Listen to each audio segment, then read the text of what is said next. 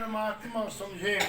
आप यहाँ आत्मा में रहते हैं, दोनों त्रिकुटी के बीच में, और शिव परमात्मा एक ऐसा स्वरूप, एक ऐसा ज्योतिर्लिंग, एक ऐसा विराट ज्योतिर्लिंग जिसमें प्रकाश है, किरणें हैं, और जितने रंग हैं, जितने रस हैं, जितने छंद हैं, जितने अलंकार हैं, सबसे अलंकृत है। और ध्यान करके, ज्ञान मुद्रा में बैठ करके, रीढ़ की हड्डी सीधी करके, सहज आसन में बैठ करके, दोनों नेत्रों को बंद करके शिव का दर्शन यहाँ करें।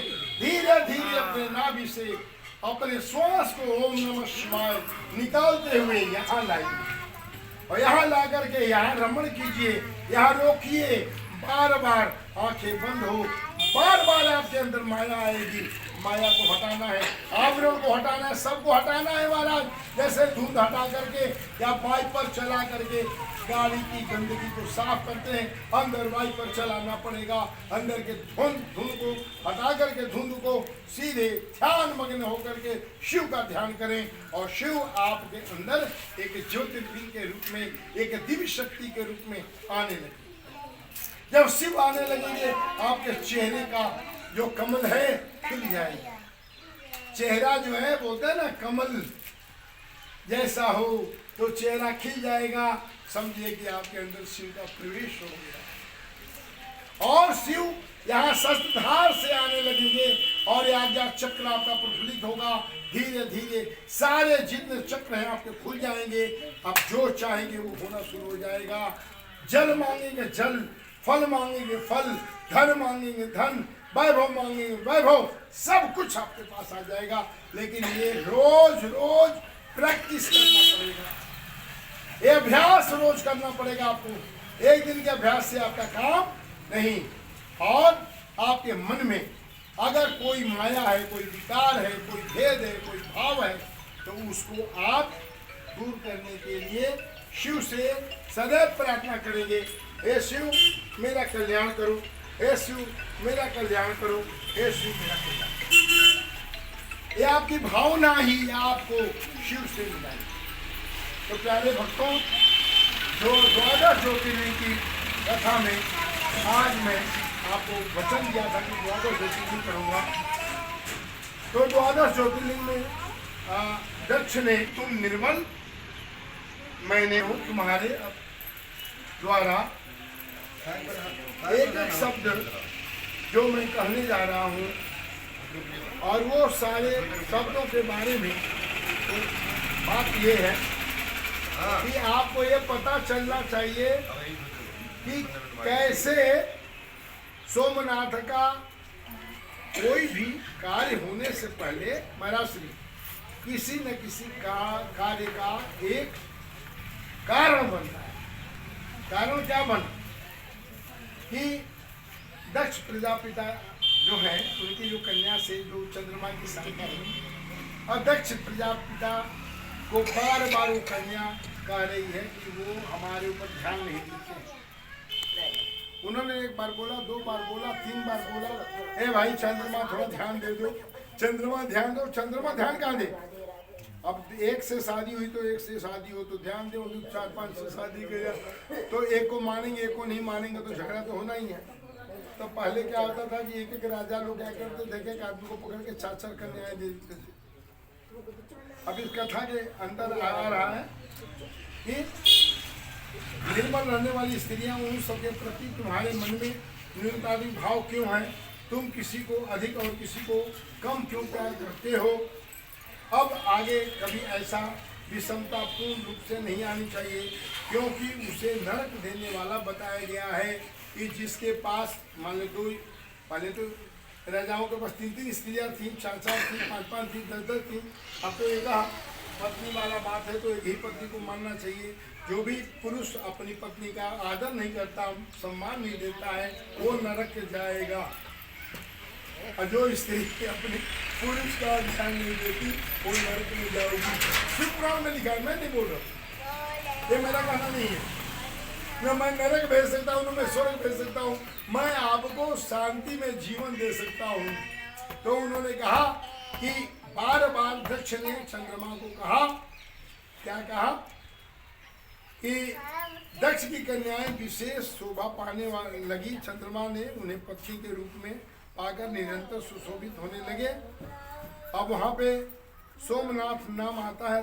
पहले महात्मा तत्वधान में सुनो मुनीश्वर, कहते हैं प्रजापति दक्ष ने अपनी अश्विनी आदि 27 कन्याओं का विवाह चंद्रमा के साथ किया। 27 कन्याएं 27 नक्षत्र के रूप में उन्होंने शादी कर दी। तो उसमें दक्ष कन्याएं विशेष रूप से चंद्रमा के साथ रहकर शोभा पाने लगी। और भगवान क्या उन्होंने सबसे ज्यादा रोहिणी को बहुत मानते थे, और रोहिणी को मान रहे हैं। सबने शिकायत शुरू कर दिया कि भाई रोहिणी को ज्यादा मानते हैं, तो बाकी लोगों ने शिकायत कर दिया। तो उन्होंने कहा कि भाई रोहिणी को खाली न मान के सबको मानो। ये बात हरि अनंत हरि के साथ हम जीती तो मेरे भक्त भी जीती। बोले क्यों भाई, आज जो है एक और पंखा ले लो, महाराज श्री को वो करो बालक। तो उन्होंने क्या कहा, महाराज जी ये कथा में आनंद आ रहा है, मैं सही बता रहा हूँ। रोज हम लोग इन्वर्टर में बैठ के हवा में बैठ के कथा करते थे। आज मैंने भी सोच लिया कि 1 अप्रैल है, मूर्ख लोग दूसरे को बनाते, हम ही मूर्ख बन जाते हैं। हम मूर्ख बन के कथा सुनाएंगे, कथा सुनाएंगे। तो कथा क्या सुन रहे, हम सुना रहे, तो सुना रहा फिर भी आनंद आ रहा है। बोलो सियावर रामचंद्र की जय। तो यहाँ महाराज प्रसाद लेके जाना, ऐसे क्यों नहीं,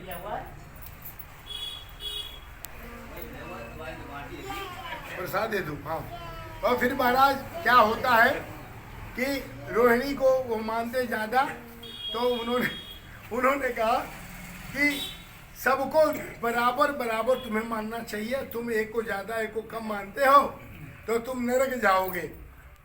क्या जाओगे, नरक जाओगे, ऐसा बोला उन्होंने। और ऐसा जब शब्द आया, लेकिन चंद्रमा कहाँ मानने वाले। चंद्रमा को तो पहले से स्वभाव है, चंद्रमा मन सो जाती, चंद्रमा मन की गति की तरह चंचल है। और चंद्रमा ने ही तो ढेर सारे काम किए हैं। माँ को, अहिल्या जी को पत्थर बनना पड़ा, चंद्रमा की तो गति थी, और क्या था महाराज।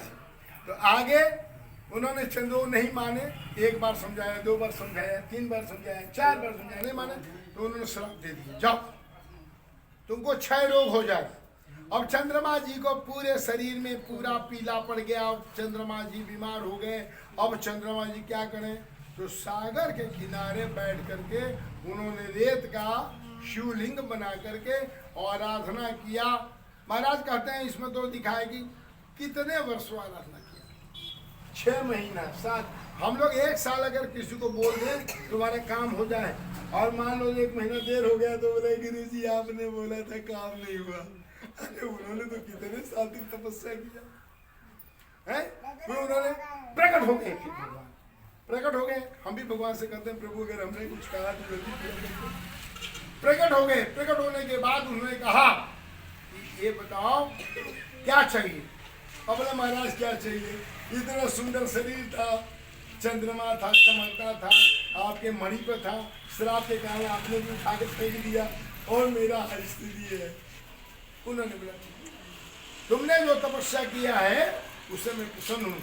और इस सोम का मतलब चंद्रमा, चंद्रमा का नाथ सोमनाथ नाम पड़ा।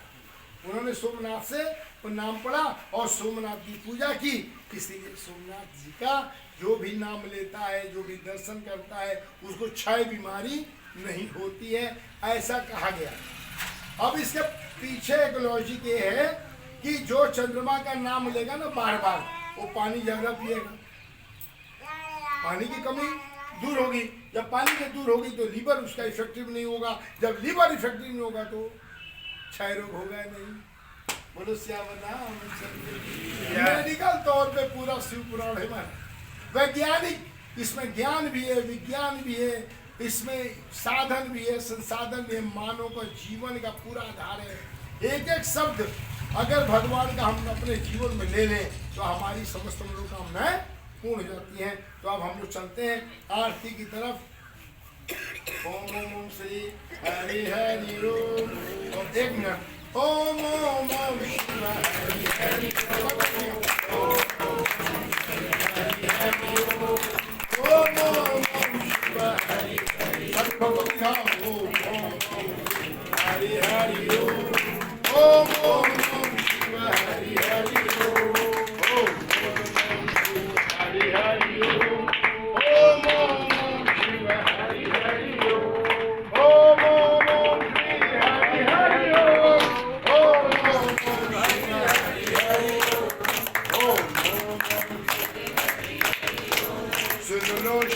पुराण कथा मिटे जीवन की हर व्यथा कथा वेद पुराण की महिमा शिव भगवान की सुन लो शिव पुराण सुन लो शिव पुराण सुन लो शिव पुराण सुन लो शिव पुराण। बोलो सदाशिव भगवान की जय। आज के द्वादश ज्योतिर्लिंग की सोमनाथ भगवान की जय। जो भी दर्शन करे देवरा में आकर के कथा सुने सबकी मनोकामनाएं पूर्ण हो।